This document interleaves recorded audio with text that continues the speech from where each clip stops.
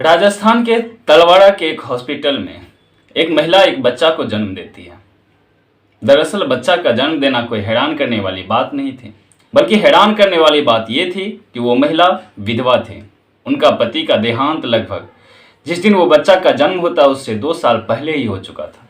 लोग जानने का कोशिश करता है कि आखिर इस बच्चे का पिता कौन है। सभी लोगों के जुबान पे अगर सवाल देखा जाए तो सिर्फ एक ही सवाल था, आखिर इस बच्चा का बाप कौन है और ये महिला किसके साथ अपना मुंह को काला किया है, जो अपने पति के अलावा किसी दूसरे मर्द के बच्चे को जन्म दिया। लोग जानने का कोशिश करता है, लेकिन तभी कुछ समय बीतता है कि वो बच्चा इस दुनिया को छोड़ करके चला जाता। अब जब बच्चा का इस दुनिया से जाना, महिला अपने अंदर हिम्मत लाती है और फिर वो एक थाना पहुंचता।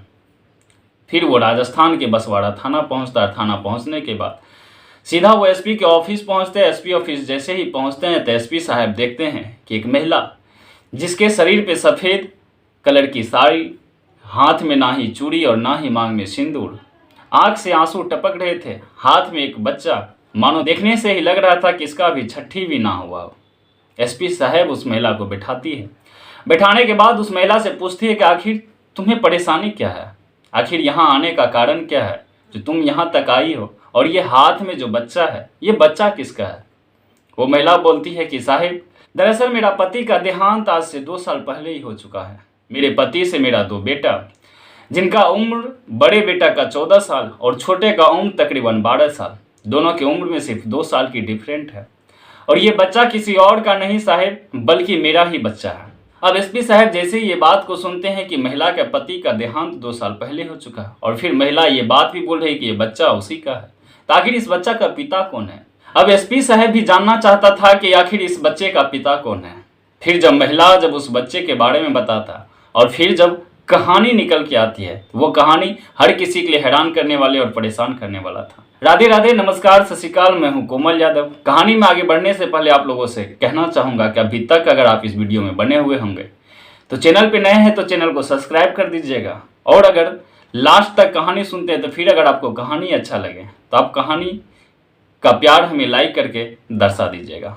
तो बढ़ते हैं आज की इस कहानी की ओर। दरअसल इस पूरा मामला का शुरुआत होता है राजस्थान से। राजस्थान में एक जगह है शंभूपुरा, और इसी शंभूपुरा के रहने वाली एक लड़की का शादी होता बसवाड़ा के एक इलाके में, जहाँ पे उसका शादी होता है। शादी होने के बाद वो लड़की अपने ससुराल चली जाती है। रीति रिवाज के अनुसार से ससुराल पहुँचते हैं, ससुराल में जाके रहने लगते हैं। धीरे धीरे समय बीतता है, 2 बच्चे भी जन्म देते हैं। दोनों बच्चे का एज का जो डिफरेंट होता है वो तकरीबन 2 साल। पति बाहर कमा रहे थे, कभी कभी घर पे भी अगर कोई काम मिल जाए तो वो काम भी कर लिया करते। कभी खेती बाड़ी से भी अगर पैसा आ जाता था, जिस कारण से वो बच्चे का परवरिश भी कर रहे थे और घर का सारा खर्चा भी उठा पा रहे थे। समय बीतता है कि अचानक से उस महिला के पति जो था उसका तबीयत खराब होने लगता। कई जगहों पे महिला उस अपने पति को लेकर के जाते हैं, उनके मायके वाले के लोग भी आते हैं, कई जगहों पे इलाज करवाते हैं, काफ़ी सारा पैसा भी खर्चा होता है, लेकिन उसके तबीयत में कोई भी सुधार नहीं आता। फिर समय आता है 2019 का। 2019 के समय में अचानक से वो पति इस दुनिया को छोड़ करके चला जाता है।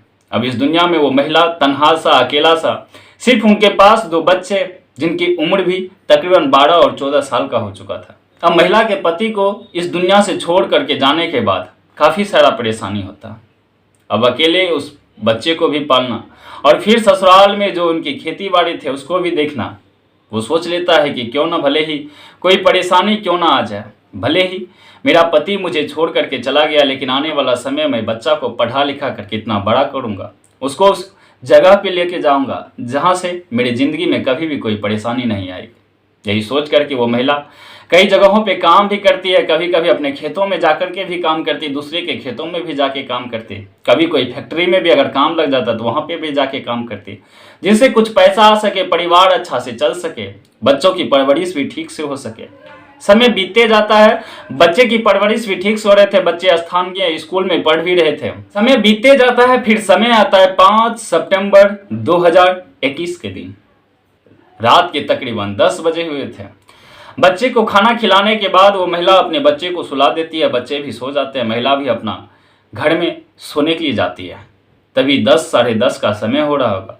उसी बीच वो उस महिला के जो जेठ होते हैं, उनके पति के बड़े भाई, वो उसके घर में एंट्री लेते हैं। एंट्री लेने के बाद उस महिला के मुंह पे हाथ रखते हैं और फिर अपने पास से एक चाकू निकालते हैं।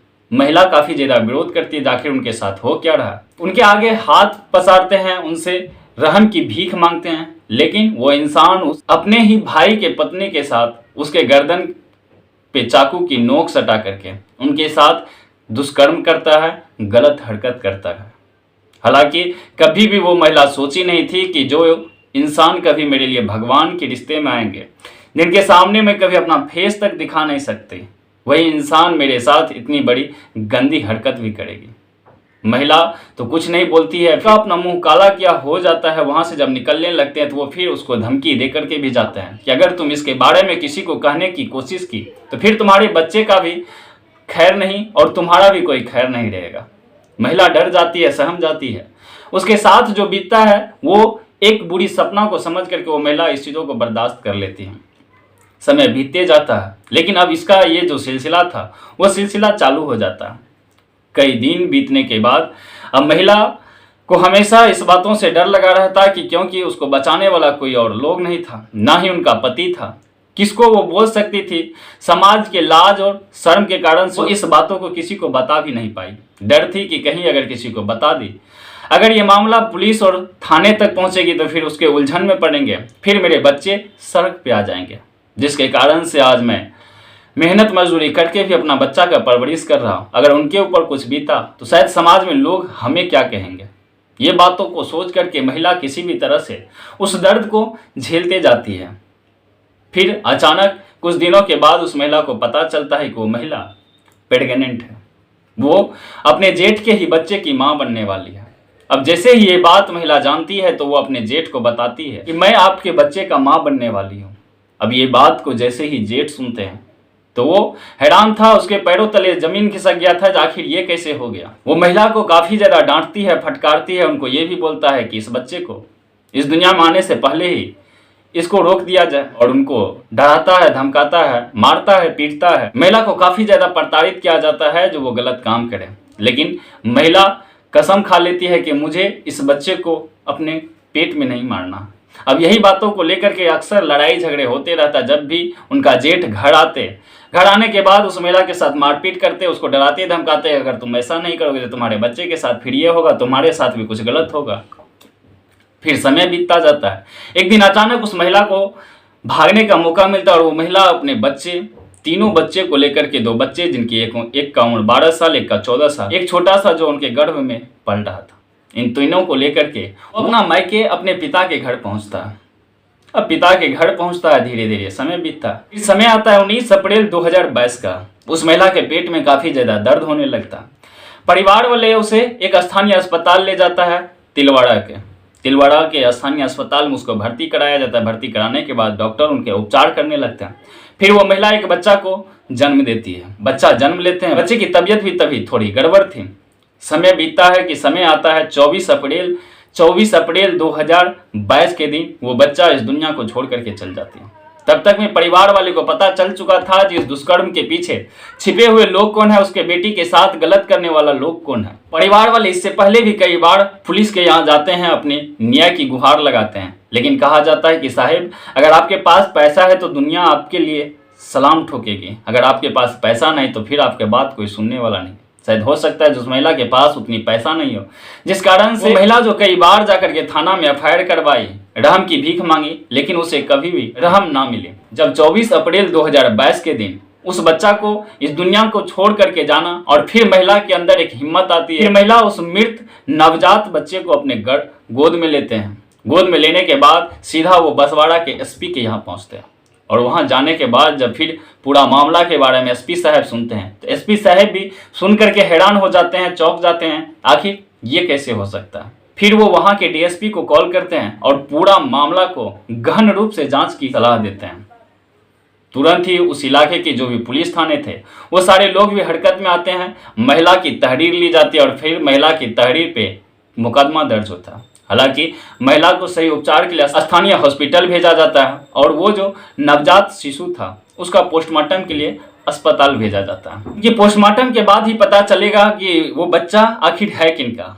फिर अगर उनका डीएनए टेस्ट कराया जाएगा कि आखिर वो बच्चा उनके जेठ सोहन लाल का ही है या किसी और का। हालांकि ये पूरा घटनाक्रम यहीं खत्म होता है, लेकिन ये घटनाक्रम सुनाने का मकसद किसी को परेशान करना नहीं बल्कि आपको जागरूक करना है। आखिर मंथन करते हैं इस क्राइम के बारे में। यहाँ पे आपको गलती किसकी नजर आ रही है?